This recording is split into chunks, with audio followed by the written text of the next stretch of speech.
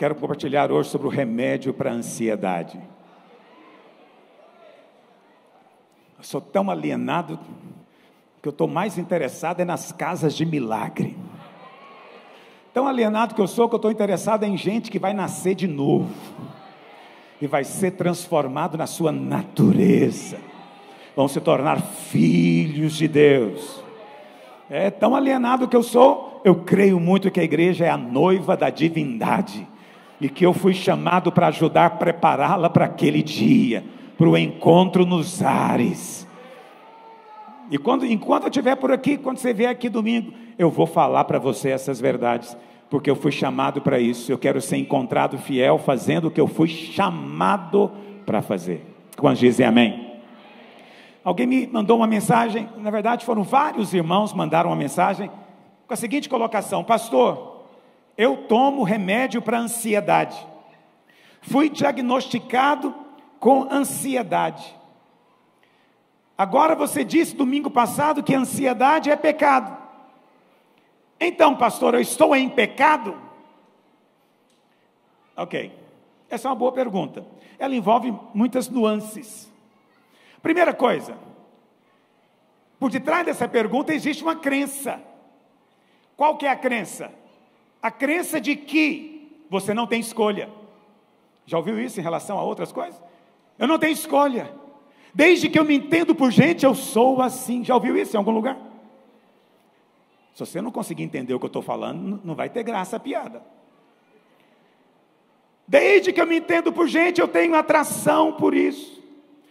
Desde pequenininho que eu sou ansioso. Eu não tenho escolha. É assim que eu sou. Como é que Deus agora pode chegar e dizer para eu ser diferente? Você está entendendo o que eu estou dizendo? Qual o conceito que está por detrás? Que o problema está em Deus, não está em você. Porque é assim que eu sou ansioso. Por isso eu vou criar partido dos ansiosos. É preciso ter inclusão para os ansiosos. Você vê, o mesmo princípio. É a ideia de que se eu sinto, não pode ser pecado. Entende? Só que eu tenho que dizer para você que é. Mas tem um outro ponto que eu quero colocar para você esclarecer também. Nem tudo que você chama de ansiedade é o que a Bíblia chama de ansiedade. Está me ouvindo? Tem gente que está com uma úlcera no estômago. Aí ele fica sem comer, dá um buraco no estômago dele, e ele pensa: por quê? Por que eu estou ansioso? Não, você não está, você tem uma úlcera no estômago, e você está interpretando isso como ansiedade. Estão entendendo o que eu estou dizendo? Tem uma gama de emoções que são angústias, mas que não são a ansiedade da Bíblia. Entendeu o que eu estou dizendo? A ansiedade da Bíblia é uma preocupação crônica com o amanhã. É uma preocupação constante com o amanhã. Será que amanhã eu vou ter comida? Será que eu vou ter o emprego? Se eu não tiver emprego, será que eu vou conseguir pagar minha conta? Consigo pagar o plano de saúde? Se eu não tiver o plano de saúde e ficar doente, será que eu consigo me tratar? Não conseguindo me tratar, vou ficar doente em casa sozinho e poderei o quê? Morrer. Isso é ansiedade na Bíblia. Entende? É uma preocupação com o que pode vir a acontecer. Você não sabe se virá ou não acontecer, mas você presume que pode, e você já começa a sofrer antecipadamente. É essa a ansiedade. Aí você fala: pois é, pastor, eu me refiro a essa mesma. Eu tomo remédio para ajudar. Aleluia, se tem um remédio que tira você a preocupação, glória a Deus por ele. Né? Se tiver algum remédio que tira o desejo sexual, vai ser bom para alguns homens. Né? Se tiver algum remédio que tira o medo, deve ser bom também. Então, para mim tudo isso pode ser bom para você. Mas o melhor é você entender que existe uma base para se viver no descanso, em paz. Ok? E o fato de a gente dizer que certos comportamentos são pecaminosos, não é para condenar. Entende? Porque quando você entende a graça, a palavra pecado não te assusta mais. Quando alguém diz: ah, você está errado, você não fica na defensiva, falando que é errado. Quem eu? Errado é você. Quem é você para falar de mim? Não, você não fica na defensiva, porque você crê o quê? que aquele que começou a obra vai terminá-la. E o que eu não posso fazer, Ele na verdade está fazendo em mim. Meus pecados foram todos perdoados na cruz do Calvário. Sobre mim não há mais nenhuma condenação. Mas é importante dar nome certo para as coisas, porque quando você dá o nome certo, você tira as crenças erradas. Quantos estão me acompanhando nessa manhã? Eu queria ler com você Mateus capítulo 6, onde Jesus coloca 6 argumentos. Quantos argumentos, irmãos? 6 argumentos para você ser liberto, ou como alguns querem, curado da ansiedade. É o remédio que o Senhor nos dá para ansiedade. Ansiedade é um jugo, é um peso. O convite do Senhor Jesus, lá em Mateus 11, 28, foi o quê? Vinde a mim, todos vós que estáis o quê? Cansados, sobrecarregados, oprimidos. Você percebe que isso aqui são estágios do estresse, da ansiedade? Não estão conseguindo projetar, definitivamente? Algum pastor pode me ajudar? Ou mais de um? Às vezes precisa de 2 para carregar o cacho de uva. Vinde a mim, todos os que estáis cansados e sobrecarregados, e eu vos aliviarei. A primeira coisa que a pessoa fala, depois de algum tempo ansioso, é o quê? Eu estou cansado, estou cansado de ficar preocupado com isso, eu estou cansado de sentir esse peso. A primeira sensação é de cansaço, a pessoa quer desistir de tudo. Agora, ela não fez nada, ela só está premeditando algo, mas aquilo produz um profundo cansaço. Depois do estágio de ficar sobrecarregado, não tem nada que te descansa mais. Você pode tirar férias, pode tomar remédio para dormir, você acorda pesado, sobrecarregado. O que está te sobrecarregando? A preocupação. E pode chegar a um estágio de opressão, em que a coisa se torna de fato demônios. Sempre tem demônios por detrás de pensamentos angustiosos e ansiosos. Nossa guerra é contra eles. Aí o Senhor diz: tomai sobre vós o meu jugo e aprendei de mim, que sou manso e humilde de coração, e achareis o quê? Achareis o quê? Então, a vida cristã é vivida aonde? No descanso. Você foi chamado para viver no descanso. Não confunda descanso com algum tipo de passividade, ok? Ah, pastor, eu quero só ver, se eu não for trabalhar amanhã, quem vai colocar comida na mesa? Não, você vai fazer tudo o que você tem que fazer todos os dias. Você vai acordar, você vai ter todos os seus hábitos normais, você vai trabalhar, mas agora você vai fazer tudo isso no descanso. Eu trabalho no descanso. Não importa o que aconteça, a minha postura é: eu descanso no Senhor, eu entrego nas mãos do Senhor, Ele é quem cuida de mim. Quando Deus criou o homem, a Bíblia fala que Deus criou todas as coisas em quantos dias, meus irmãos? 6. E o que Ele fez no 7º? Descansou. Um dia inteiro para descansar. O homem foi criado em qual dia, você se lembra? No 6º. O homem foi criado no 6º dia. Então o primeiro dia do homem, na verdade, foi o 7º. O primeiro dia do homem foi o 7º de Deus. Isso significa que o homem foi criado para viver no descanso de Deus. E Deus abençoou o descanso, porque o descanso é um assunto extremamente sério na palavra de Deus. Eu vou escrever algo sobre isso ainda. O descanso é um assunto extremamente importante. Nós deveríamos fugir de qualquer tipo de cansaço de alma, de ansiedade, angústia e estresse. Nada disso procede do Senhor. Você crê nisso? A Bíblia fala que Deus, quando foi dar a lei, deu os 10 mandamentos. Mas o mandamento do sábado, na verdade, ele era o mais importante.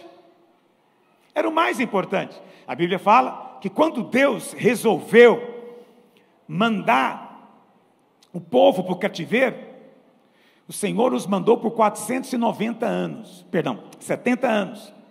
E por que o Senhor os mandou 70 anos para o cativeiro? Porque a cada 7 anos, eles tinham que dar descanso para a terra. E não só para a terra, para eles mesmos. Eles tinham que ter o ano sabático, um ano inteiro que eles iriam comer só do que nascesse espontaneamente, não podia plantar.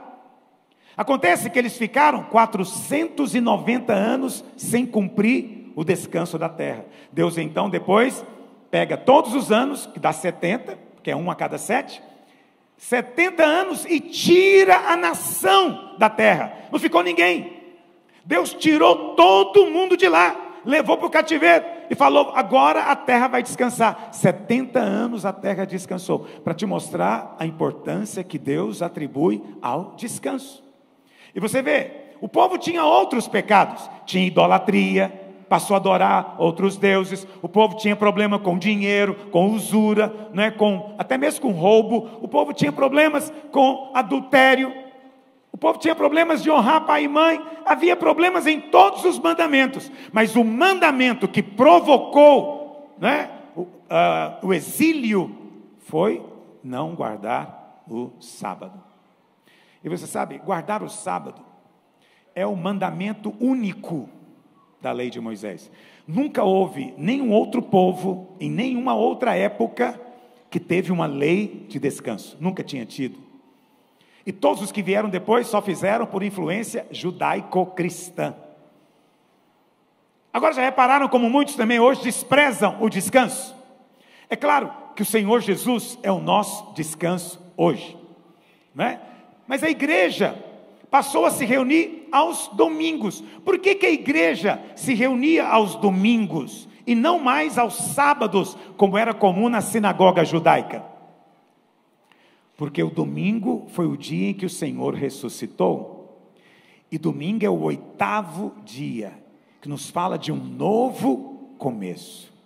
Mas esse novo começo também é no descanso.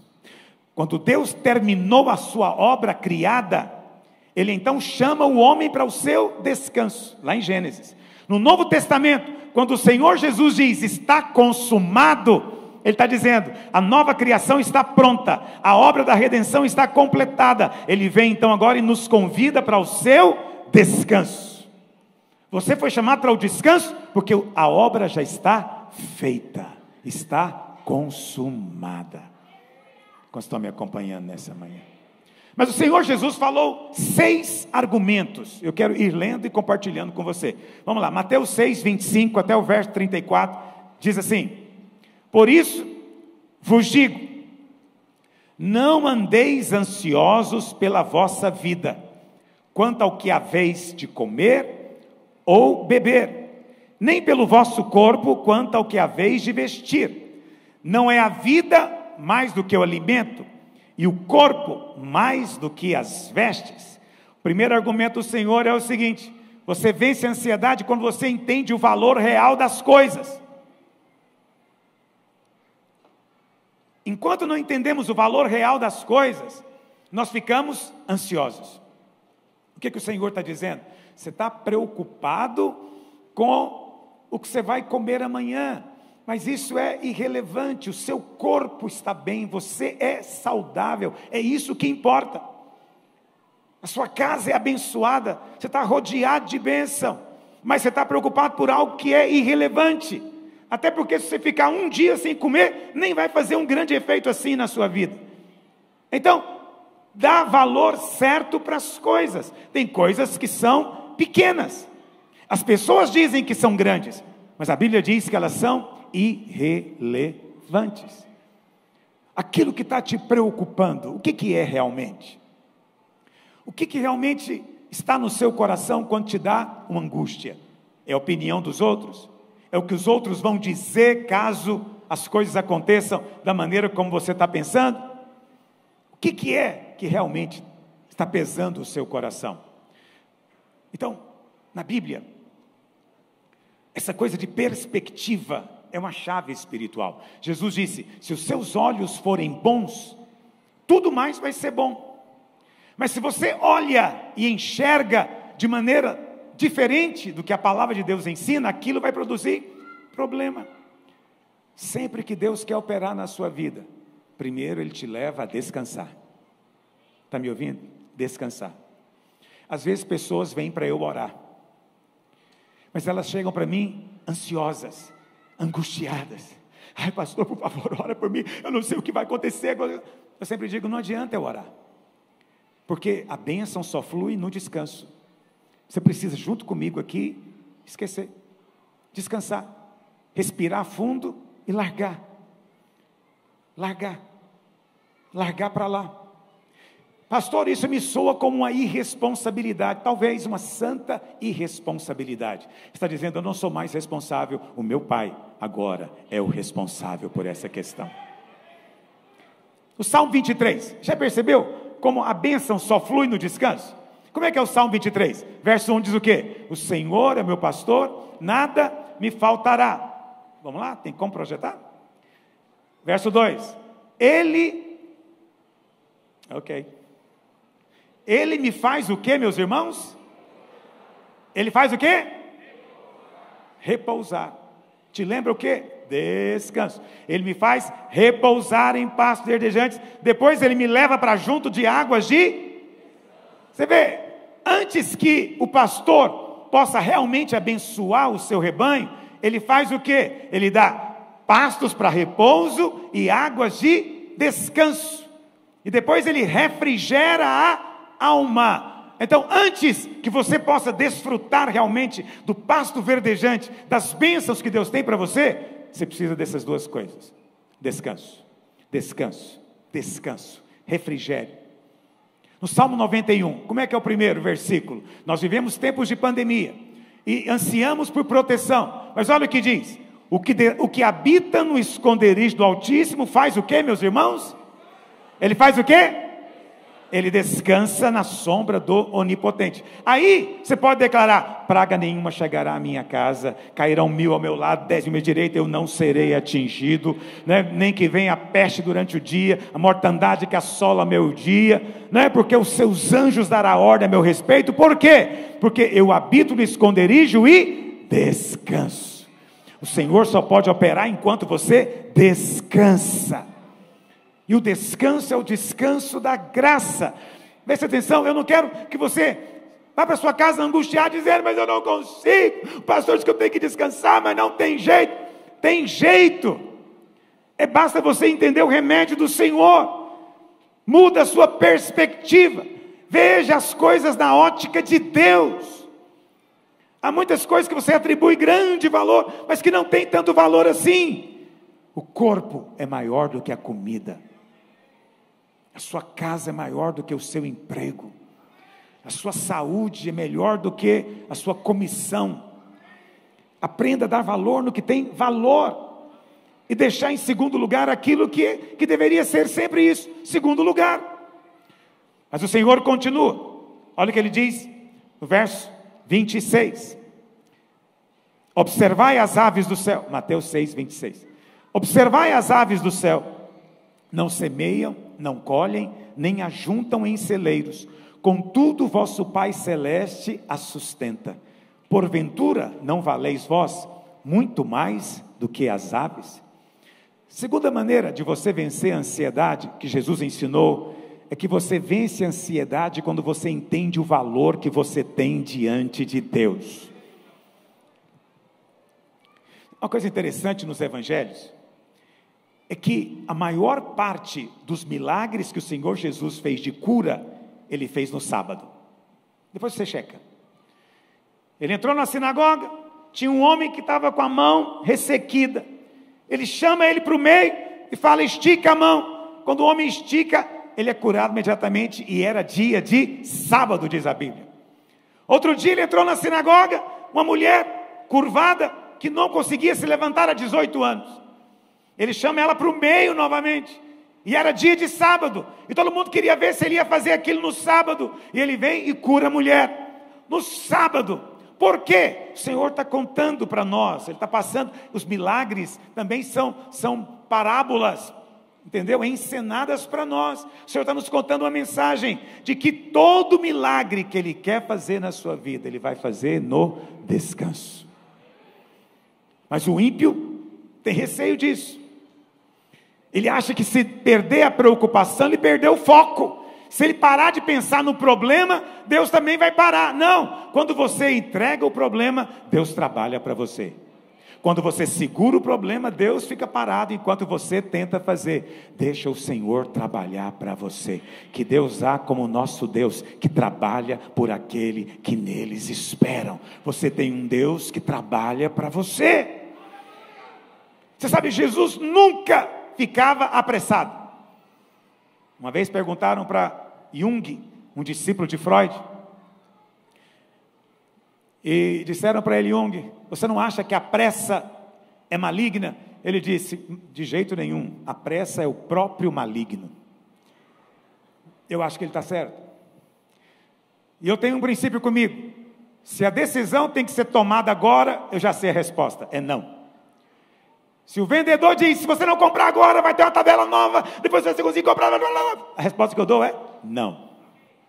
Se não dá para eu esperar até amanhã, não vem de Deus para mim. Não vem de Deus para mim, porque o Senhor Jesus nunca tem pressa. Siga esse princípio, vai se livrar de muita enrascada.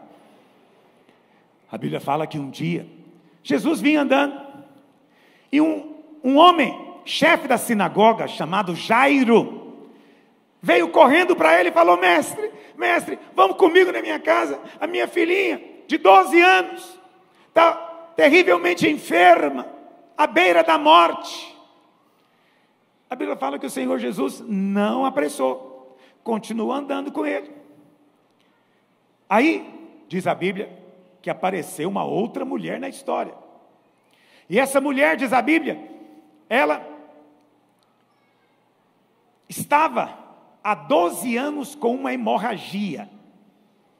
E ela então falou: se eu apenas conseguir chegar perto dele, encostar nele, eu vou ser curado.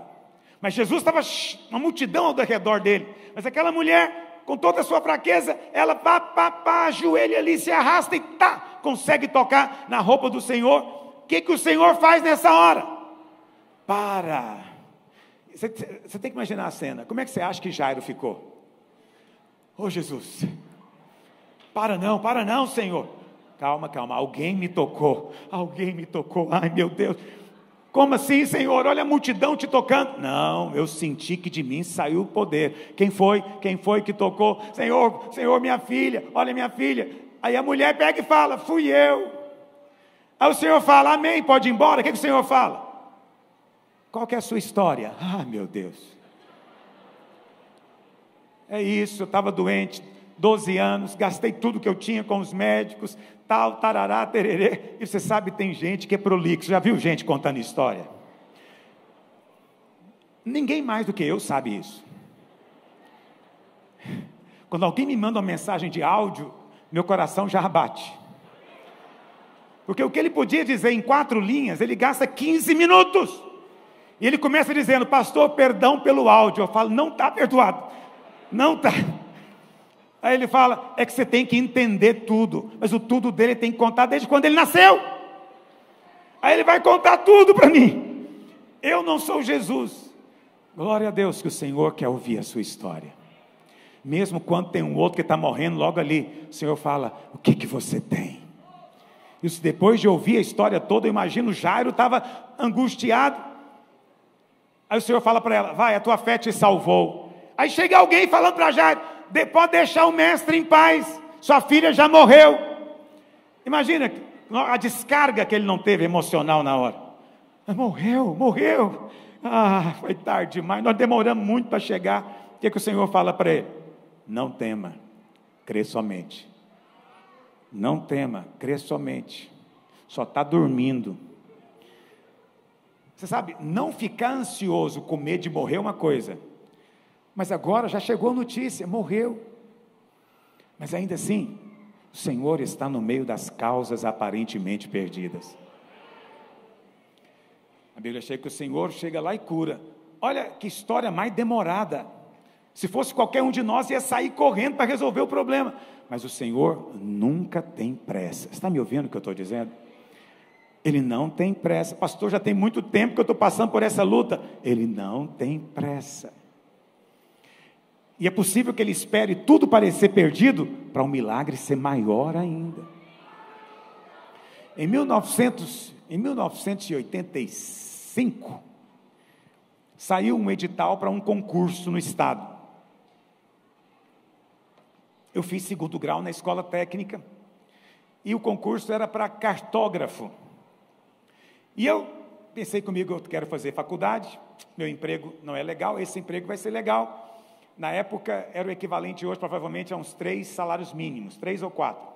Então, eu considerava um empregaço, para um garoto de 20 anos de idade. E eu fui orar, e o Senhor falou no meu coração: eu vou te colocar lá, o emprego é seu. O Senhor falou comigo, eu criei profundamente nisso. No dia de fazer a prova, por alguma razão, eu cheguei lá alguns minutos atrasados. A pessoa não queria deixar eu entrar, mas falou: vou deixar você entrar. Eu entrei, mas eu não tinha ouvido alguma instrução que foi dada, que a prova cada questão deveria ser desenvolvida na caneta, não podia só marcar o X.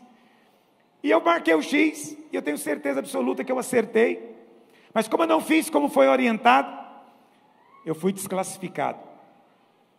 Eu fiquei completamente consternado. Eu falei: meu Senhor falou comigo. Então eu não ouvi o Senhor? Então eu não sei ouvir o Senhor. E eu fiquei tão frustrado que eu fui tentado a ficar amargurado com Deus. Fui tentado a ficar desapontado, decepcionado. Alguém fala: ninguém fica. Nós corremos o risco de desapontar até com Deus, discordarmos dos seus caminhos. Não faça isso. Haja o que houver, responda ao Senhor apropriadamente. Ele está no controle. O que aconteceu? O concurso tinha 7 vagas. 7. No dia que saiu o resultado, passaram 5. Passaram 5. Não preencheu todas as vagas. O que aconteceu? Um mês depois saiu outro edital para o mesmo concurso, agora com 2 vagas. Já você sabe o final da história já, né? E eu lembro que eu falei: Senhor, é isso que o Senhor estava querendo me mostrar? O Senhor queria me testar, para ver qual seria a minha reação. Chorei tanto naquele dia. E fui fazer a prova, e acabei passando no concurso, só tinha 2 vagas. 2 vagas. O que o Senhor queria mostrar? Que quando tudo parece perdido, já teve o concurso, já aconteceu, acabou. O Senhor fala: para você a história não acabou ainda. Ainda há algo que eu vou fazer na sua vida. Porque você não sabe o projeto de Deus. Deus está te provando. É que você pensa que provação é só aquele problemaço que acontece. Provação é só aquela tribulação enorme. Não, provação às vezes são coisas que não acontecem do jeito que você queria. As coisas não foram da maneira que você tinha planejado. Essa é a prova. Mas se você for aprovado na prova, você vai ser promovido. Deus vai te colocar na posição mais elevada ainda. Mas é preciso ter a disposição e a fé de dizer: eu creio, o Senhor é comigo. O Senhor não terminou a história. Aleluia. Quantos creem no que eu estou pregando? É a palavra do Senhor. Ele não tem pressa. Não tenha pressa você também. Terceira coisa que o Senhor falou, verso 27. Qual de vós, por ansioso que esteja, pode acrescentar um côvado ao curso da sua vida? Terceiro argumento do Senhor: você vence a ansiedade quando você percebe que a ansiedade é inútil, não tem poder para nada. Essa angústia só vai te dar uma doença psicossomática, essa preocupação só vai te fazer mal fisicamente, e cortar o fluido do favor na sua vida. Ela não produz nada, não produz nada. Por isso que a grande tática do diabo, que é o devorador, é andar ao derredor procurando alguém para devorar. E quem é devorável? É aquele que anda ansioso. É Pedro quem diz isso. A Bíblia fala, lá em Êxodo 17, que o povo de Israel vinha saindo do Egito em direção a Canaã. E eles chegaram num lugar chamado Refidim. E a Bíblia fala que lá em Refidim, Amaleque veio para atacá-los. Projeta para mim, Êxodo 17, verso 12, acho que é o 12. 8, obrigado. 8. Êxodo 17, 8. Olha o que diz. Na Bíblia, os nomes não são por acaso. Na Bíblia, os nomes têm significado. Eu sei que alguns ficam um pouco chateados porque não têm acesso ao original, mas já te ensinei como fazer isso. Você pode ter acesso também na ponta do dedo aí no seu celular. E a palavra Refidim em hebraico literalmente significa descanso. Está me ouvindo? Descanso. Refidim significa descanso. E a Bíblia fala que Amaleque veio atacar Israel quando Israel estava onde, meus irmãos? Em Refidim. Muito bem. O que significa a palavra Amaleque? Tem muita discussão a respeito dessa palavra, mas eu gosto muito de um autor que diz que Amaleque é derivado de uma palavra hebraica, amal. Amal significa peso, jugo, cansaço. Então, Amaleque é a ação do diabo para trazer peso, jugo, cansaço, ansiedade na sua vida. E quando é que o diabo vem para atacar você? Todas as vezes que você chega em Refidim, no descanso. Quando Israel estava no descanso, Amaleque veio para atacar. Porque o diabo teme quando você descansa. O diabo não se importa quando você está agitado, seu coração está disparado. O diabo não se importa quando você está remoendo de preocupação, perdendo o sono. Não, na verdade ele fica feliz quando isso acontece, porque ele tem espaço para devorar. Mas o inimigo é derrotado quando você entra no descanso, porque o descanso enlouquece o diabo. Como você está descansando? Como você pode descansar? Olha os seus desafios, olha os seus problemas, você não pode parar. O que você vai fazer a respeito disso? É a pergunta que o diabo me faz o tempo inteiro. O tempo inteiro, porque eu lido com problemas o tempo inteiro. São centenas de igrejas, milhares de obreiros e pastores. Entende? Muita coisa acontece o tempo inteiro na vinha e na videira. E o que acontece? O diabo me fala o tempo inteiro, o que você vai fazer sobre isso? O que você vai fazer sobre isso? E a minha resposta tem sido sempre a mesma: eu vou sentar e vou descansar no Senhor. Isso não parece a atitude de um líder que quer ser um grande líder, porque líderes fazem o que devem ser feito, só no descanso. Eu aprendi que enquanto o diabo manda eu fazer, é porque não chegou a hora de fazer, porque quando chegar a hora de fazer, ele vai querer me resistir, e não mandar eu fazer. Se ele está dizendo, faz alguma coisa, mau sinal. Mas se ele está te resistindo, bom sinal. Vocês estão compreendendo o que eu estou dizendo? A coisa é muito simples quando se trata de batalha espiritual, não é? Então o Senhor está dizendo, a ansiedade é inútil. Lá em Mateus 12, verso 43, o Senhor Jesus disse do estilo de vida dos demônios. Diz assim, quando o espírito imundo sai do homem, anda por lugares áridos, procurando o que, meus irmãos? Aqui está dizendo que o espírito imundo não tem repouso. Espíritos imundos não têm descanso. Espíritos imundos não têm repouso. Esse é um estilo de vida demoníaco. Quando você resolve viver assim, e acha que é normal viver assim, e alimenta esse estilo de vida, você está vivendo um estilo de vida que não é do Filho de Deus. Nós vivemos o estilo de vida do Senhor. Nós vivemos no descanso. Hebreus capítulo 4 diz, esforçai-vos por entrar naquele descanso. No Velho Testamento, a herança era a terra. No Novo Testamento, a herança é o descanso. Quarto, verso 28, Mateus 6, 28, diz assim, por que andais ansiosos quanto ao vestuário? Considerai como crescem os lírios do campo, não trabalham e nem fiam. Eu, contudo, vos afirmo que nem Salomão em toda a sua glória se vestiu como qualquer deles. Ora, se Deus veste assim a erva do campo, que hoje existe, e amanhã é lançada no forno, quanto mais a vós outros. Qual a expressão que o Senhor usou? Homens de pequena fé. Então, Quarto problema, ou quarto, vamos dizer assim, quarta solução de Deus: nós vencemos a ansiedade quando exercitamos fé. Qual que é o motivo para se andar ansioso? É porque temos sido pessoas de pequena fé. Então não tem nada de mais chegar para o Senhor e falar: Pai, dá-me mais fé, eu preciso de mais fé, eu não quero viver ansioso, porque a ansiedade denota uma fé frágil. Quem está dizendo não sou eu, é o Senhor Jesus, a graça que se fez gente. E que alguns irmãos entendem a graça como sendo: nunca posso contar para você a verdade. Não, estou te contando para o seu bem. Você pode crer, Deus quer fazer, entende? Então, por que Pedro afundou no meio da tempestade? Porque olhou para o vento, e o Senhor falou que ele era um homem de pequena fé. Então é preciso exercitar fé para crer que o Senhor está operando.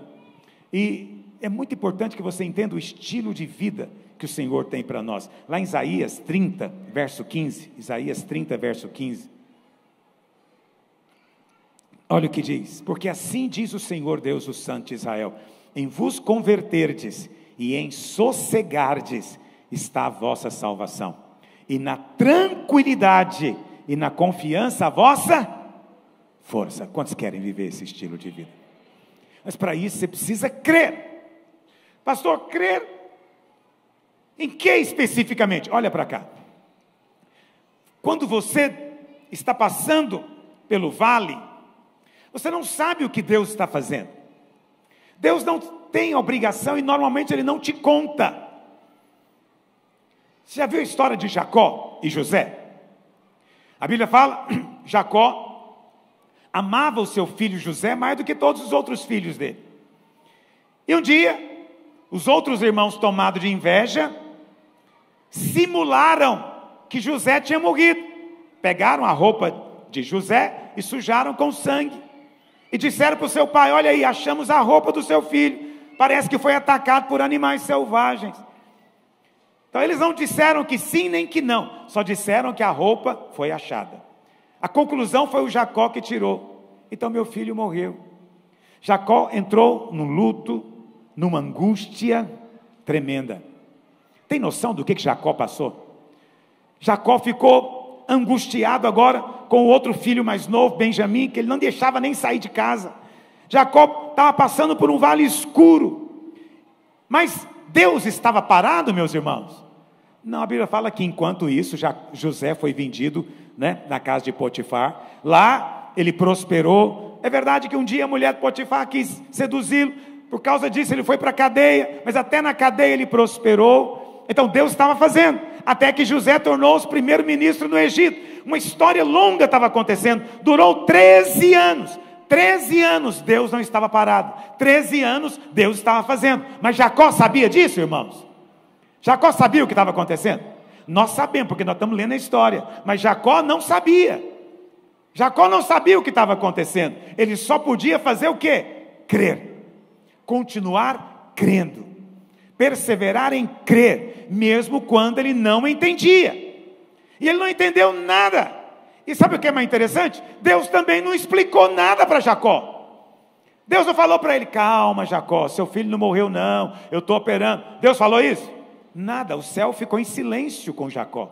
Por quê? Jacó estava sendo provado, testado. Será que Jacó continua crendo mesmo quando ele não entende? Será que Jacó continua perseverando mesmo quando as coisas não são como ele gostaria? Quando parece que Deus não ouve e os céus se calam, será que Jacó vai responder? Até que 13 anos depois, dizem alguns estudiosos, 13 anos, chega a notícia, os irmãos vão ao Egito e descobrem que José está vivo. Eles voltam para Jacó e falam: seu filho José está vivo. A Bíblia fala que ele ficou sem respirar, ele não sabia o que responder. Você vê, 13 anos, e a história agora faz sentido. 13 anos, e você tem uma das histórias mais extraordinárias da história da humanidade, que é a história de José. 13 anos Jacó não entendeu, mas agora ele entendeu. Ele é levado para o Egito, mas ele vai em carruagens reais, e lá no Egito ele vai morar num lugar nobre, e ele próprio vai abençoar Faraó, o cara mais poderoso do planeta. Jacó vai estender a mão e vai abençoá-lo, porque Jacó agora foi promovido, respondeu ao Senhor. Eu não sei o que é e quantos anos você está esperando por alguma coisa, parece que nada está acontecendo, é só uma prova. Deus está trabalhando por detrás das cortinas, Deus está trabalhando por detrás do palco, mas Ele está preparando algo grande e maravilhoso para você. Não deixa de crer, persevera em crer, continua descansando. O Senhor sabe, o Senhor conhece, Ele opera na minha vida. Pode ser que não chegou a posição que você esperava, não chegou a pessoa, o companheiro que você estava esperando, não chegou o concurso que você esperava passar. Muitas coisas parecem que estão há anos, e você fala, os anos estão passando, eu não estou vivendo a minha vida. Não faça isso, continue vivendo a sua vida em paz, crendo, não abra mão. Deus é poderoso, porque quando José mandar buscar Jacó, um dia vai valer mais do que um ano inteiro. O momento da alegria, presta atenção, se Jacó tivesse ficado em casa se José tivesse ficado em casa aqueles 13 anos, ele ia ser um bom filho, Jacó ia ficar alegre com ele, mas não seria nada grandioso, nada que se compara a uma carruagem chegando para buscar ele, para ir orar com o faraó, porque José é o primeiro ministro do Egito. Essa alegria, Deus precisou de 13 anos para gerar na vida de Jacó. Há uma alegria que Deus quer te dar, que está demorando para ser gerada, porque ela vai valer mais do que todos os anos aparentemente perdidos, porque não estão perdidos, Deus está trabalhando por você. Quantos creem nisso? Aleluia! Eu creio. Vamos lá, meu tempo acabou. Verso 31. Portanto, não vos inquieteis dizendo, que comeremos? Ou que beberemos? Ou com que nos vestiremos? Porque os gentios é que procuram todas estas coisas. Pois vosso Pai Celeste sabe, Ele sabe que necessitais de todas elas. O versículo 32 diz que quem sabe, meus irmãos? Quem sabe? O Pai. Jesus não diz Deus sabe, não. Ele diz o que? O vosso? Quantos creem que são filhos? Aqui está para você, penúltimo argumento do Senhor, é o quinto argumento, está seguindo a revista. Nós vencemos a ansiedade quando conhecemos a Deus como Pai. Em outras palavras, quando entendemos que somos filhos. Você é filho. Você não foi chamado para se tornar, não. Você não vai se tornar filho se você comportar bem, não. Você não é filho só nos bons dias, não. Você é. Você foi mudado essencialmente na sua natureza. Você ganhou a natureza de Deus dentro de você. E você se tornou filho, isso é irreversível, não tem mais volta, a borboleta não vai se tornar uma lagarta novamente, é irreversível, você é filho de Deus, e filho amado. Deus te ama ao máximo, que o próprio Deus poderia amar, então Deus não ignora a sua dor.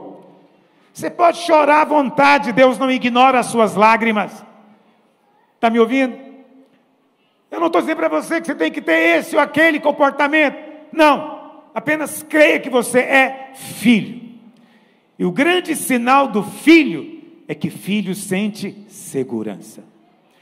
Por isso, muitos irmãos às vezes não entendem porquê de certas coisas. Também não vou fazer terapia com você hoje, mas você sabe, eu sei o quanto é ruim um pai pegar as malas, sair de casa e ir embora. Eu tinha 6 anos de idade, nunca me esqueci. Não tem jeito de esquecer. Não condeno meu pai nem minha mãe, imagina, entendo perfeitamente hoje. tenho 56 anos, não é possível, não sou capaz de compreendê-los. Mas quando eu tinha 6 anos, meu pai era alcoólatra, minha mãe não aguentou mais, mandou ele embora. Ele pega uma mala, era uma mala daquelas que parece um baú, ela é dura. Ele pega a mala, ele vai saindo de casa. Eu estava na porta da outra casa, vendo meu pai indo embora. Porque alguém disse, pode ser que seu pai queira roubar você. Quer dizer, colocaram até medo. Mas eu estou vendo ele ir embora. Eu perguntei para uma prima que eu tinha, mais velha do que eu.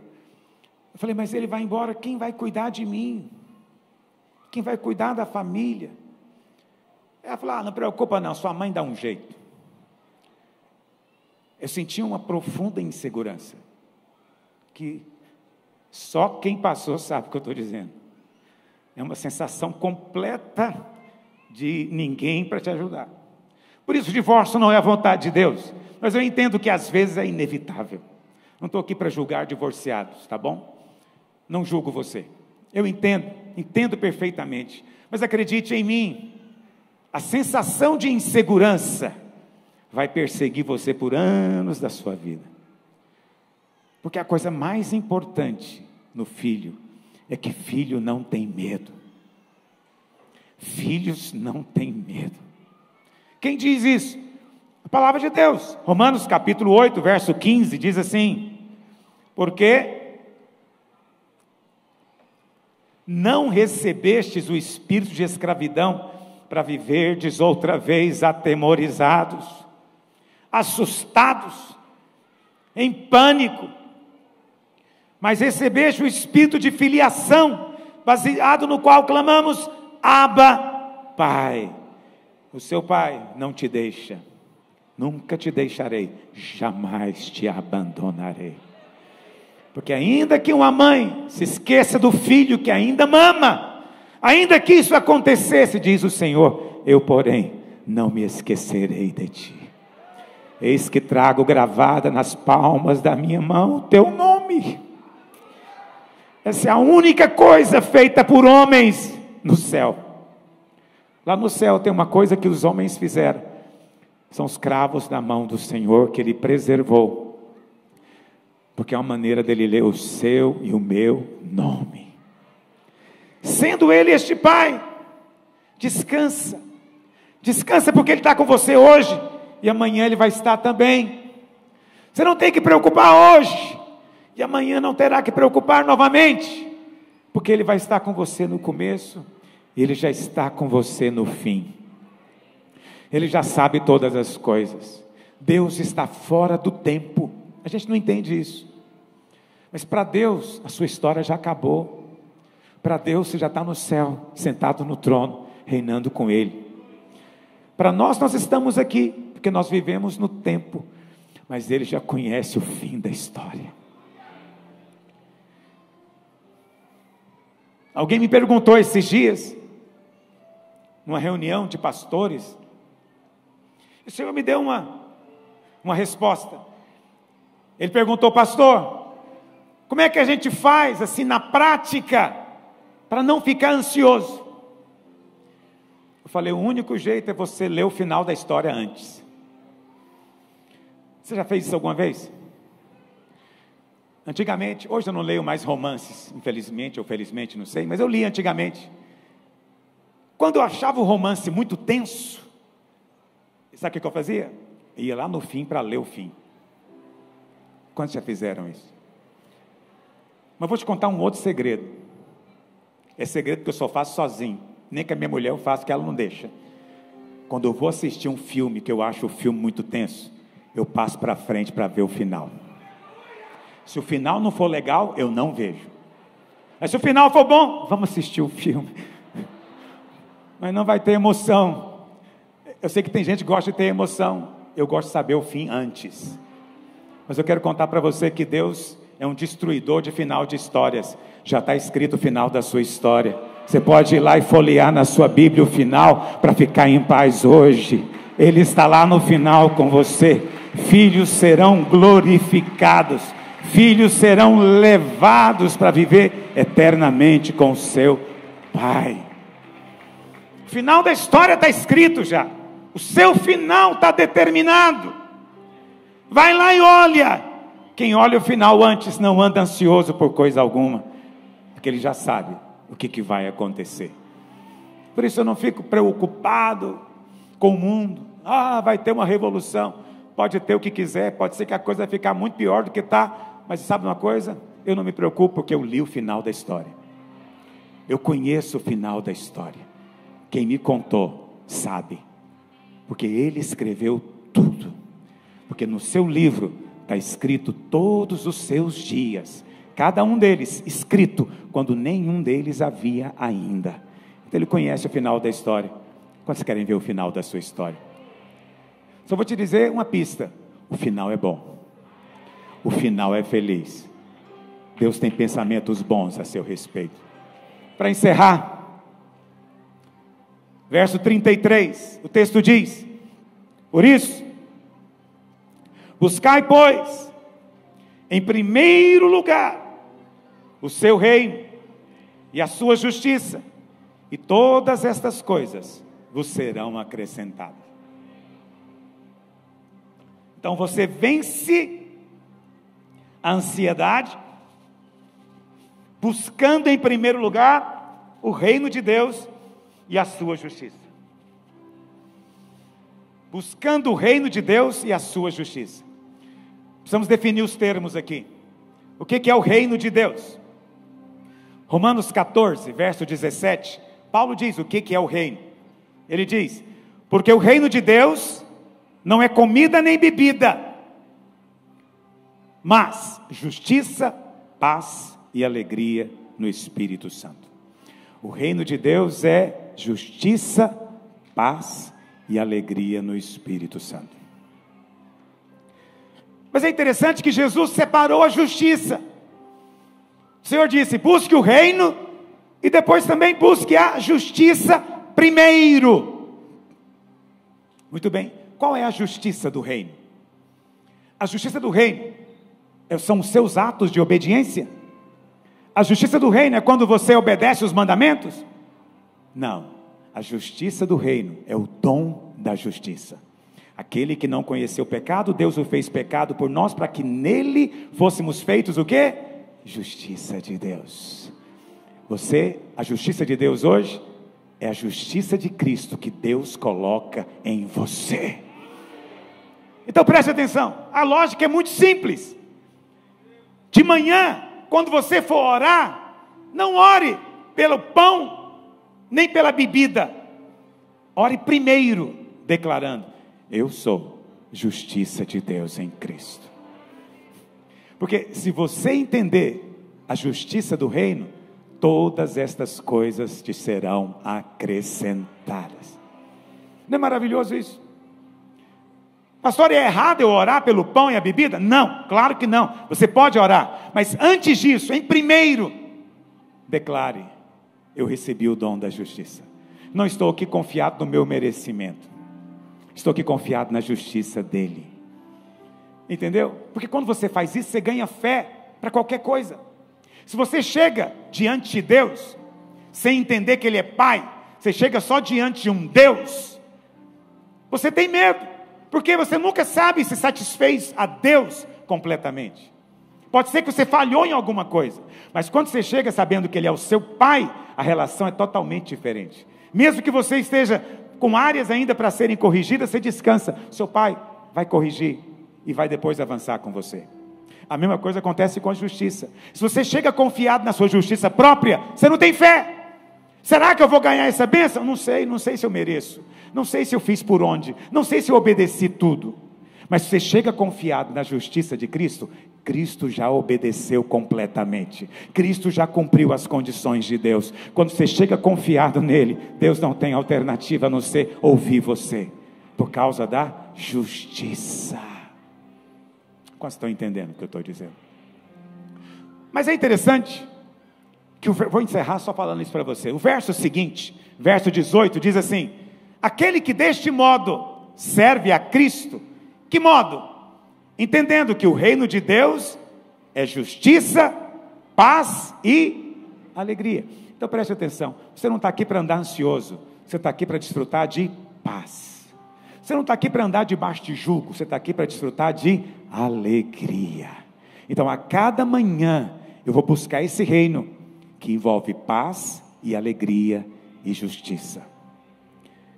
Aquele que serve a Cristo dessa maneira, Paulo diz o quê? É agradável a Deus e aprovado pelos... Então, estou te contando, como é que você vai ser aprovado pelo seu chefe, promovido pelo seu patrão. Se você é alguém que anda em paz, você chega no seu trabalho, o ambiente muda quando você chega, porque você traz a paz com você. As pessoas gostam de conversar com você porque você é alegre. Não é porque você tem piadas imundas na boca, não. Seu coração está alegre.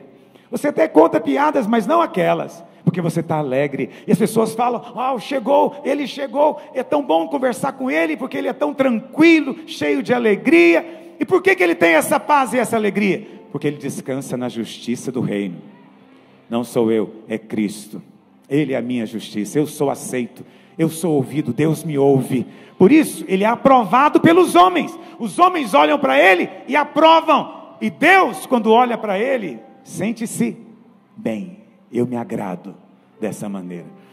Quando nós andamos ansiosos, vivemos o estilo de vida dos demônios, sem repouso, sem descanso, sem paz, sem alegria. Essa não é a vontade de Deus para você.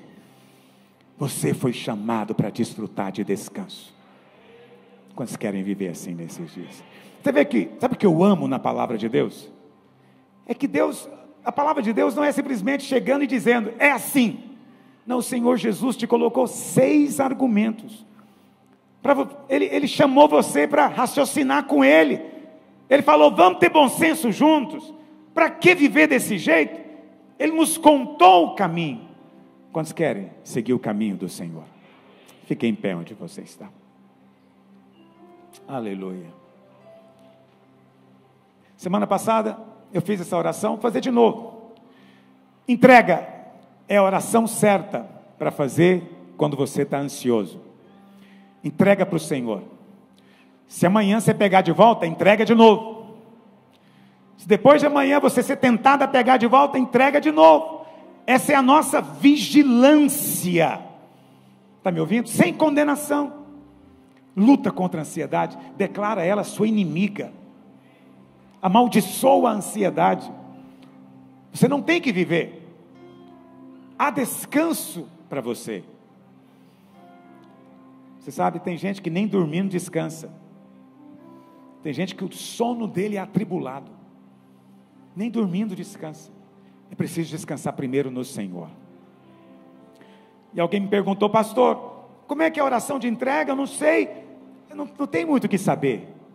É você pegar o que está na sua mão e entregar para o Senhor. O problema não é meu mais, é teu. Essa questão não é minha, é tua. O Senhor vai fazer. O Senhor já está operando por detrás das cortinas. Eu não vejo, mas eu creio. Isso é entrega. É preciso entregar. Entregar seu casamento, entregar suas finanças, entregar os seus sonhos. Entregar. Às vezes sonhos produzem muita ansiedade. É preciso entregar para o Senhor questões do passado que ainda te prendem. É preciso entregar para o Senhor cobranças que te fazem. Às vezes você não faz, mas outros cobram de você e gera ansiedade. Entrega para o Senhor. Fala, Senhor, Tu estás vendo, Tu sabes todas as coisas. Eu entrego para o Senhor. Feche os seus olhos. Fala para o Senhor isso. O que você tem que entregar? Esquece quem está perto de você um instante.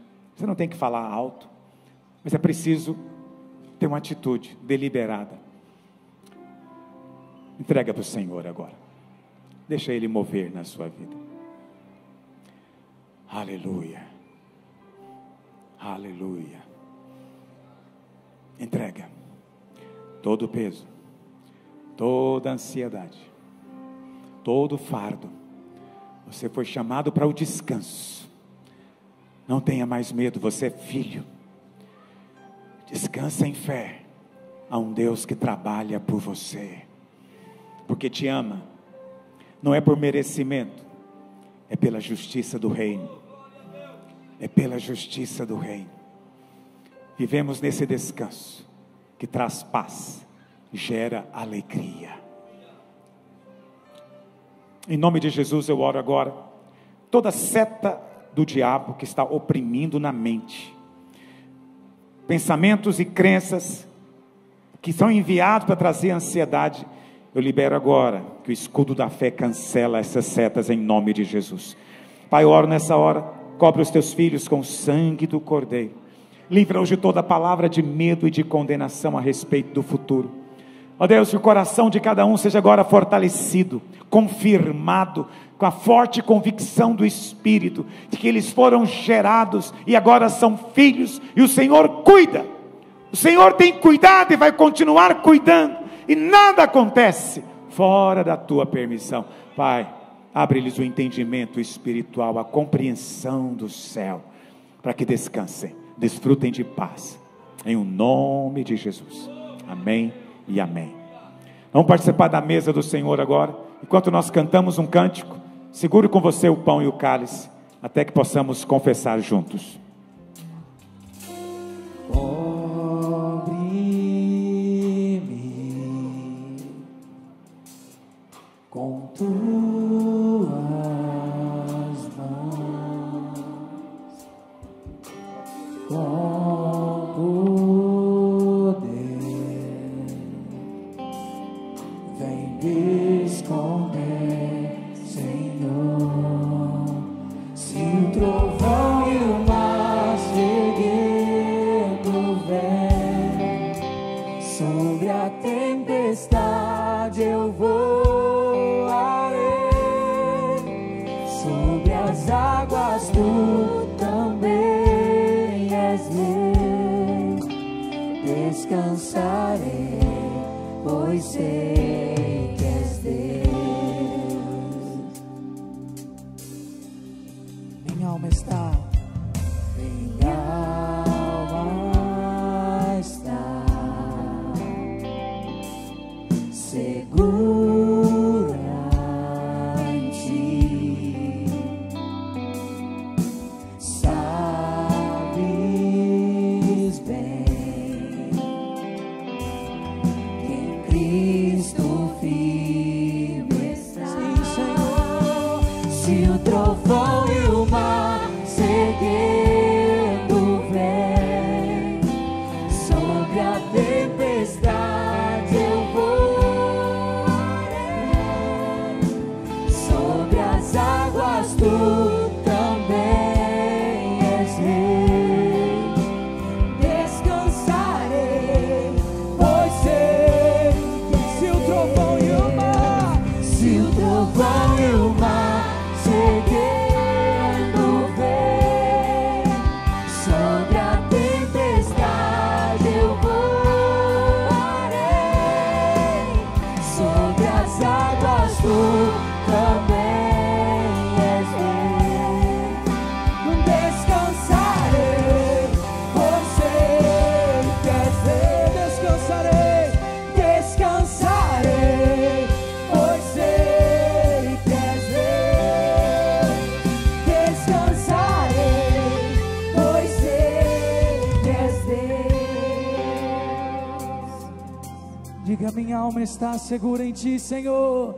Minha alma está descansando, Pai, segura em ti. Sabes bem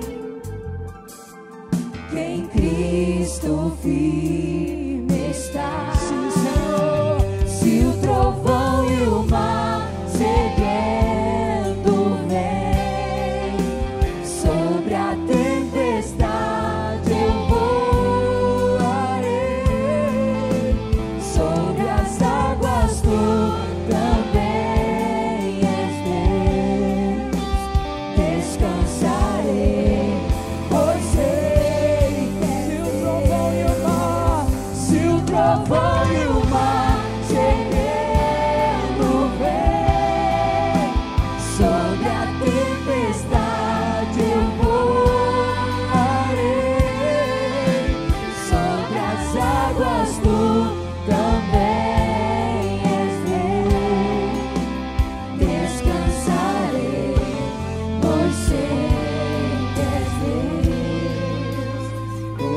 descansarei, pois sei que és Deus. Descansarei, pois sei que és Deus.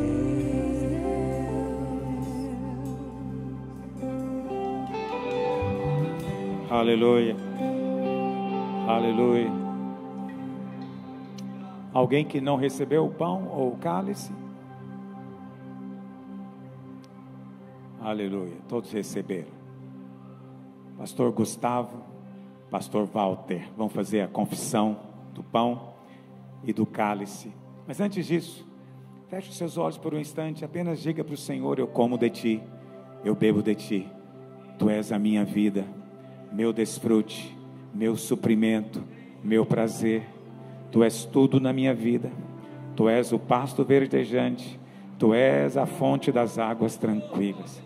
Não temerei coisa alguma, porque tu estás comigo. Tu governas sobre as ondas quando se levantam contra mim. Tu és o meu refúgio, a minha fortaleza. O Senhor é quem me livra. Apenas declaro que Ele é, porque Ele é tudo em você. Tudo que você precisa, todo o suprimento. Ele não está longe, Ele está em você agora. Desfruta dele agora. A perfeição veio morar em você, a santidade veio morar em você, a glória veio habitar em você, porque tudo é Ele, tudo está nele. Ele é o cabeça de todas as coisas, nele tudo subsiste. Quando você come dele, você come tudo que você necessita. Você precisa de força, Ele é a força. Você precisa de descanso, Ele é o descanso. Não importa o que você precise, a resposta é Ele. Não há outra resposta, não há outra fórmula, não há outra coisa para você buscar, somente Ele. Ele é a resposta do céu.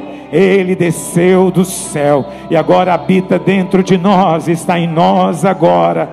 Não procure fórmulas, filho. Não fique atrás de soluções humanas. Procure a Ele, invoque a Ele, chame a Ele pelo nome, porque quando você invocar, Ele virá para te salvar. Aleluia. Aleluia. Erga o seu pão para o Pai. Diga: esse pão é o corpo do Senhor Jesus, que foi moído no Calvário em meu favor. Diga: eu creio que ao comer desse pão, eu como vida, saúde, eu posso entrar no descanso, porque Jesus morreu no meu lugar e levou sobre si toda angústia, toda maldição, toda enfermidade, toda miséria, toda pobreza. Diga: ao comer desse pão, eu entro no descanso. Eu creio na obra que já foi consumada. Diga: eu descanso hoje, que o Senhor está trabalhando em meu favor. Diga: ao comer desse pão, eu reafirmo nessa manhã que o meu coração confia no Senhor e no seu cuidado e na sua provisão. Diga: porque Ele vive, eu posso crer no amanhã. Diga: o meu futuro está nas mãos do meu Pai. Aleluia, aleluia. Glória a Deus. Erga o cálice aos céus. Diga: este cálice é o sangue da nova aliança, que foi derramado na cruz em meu favor.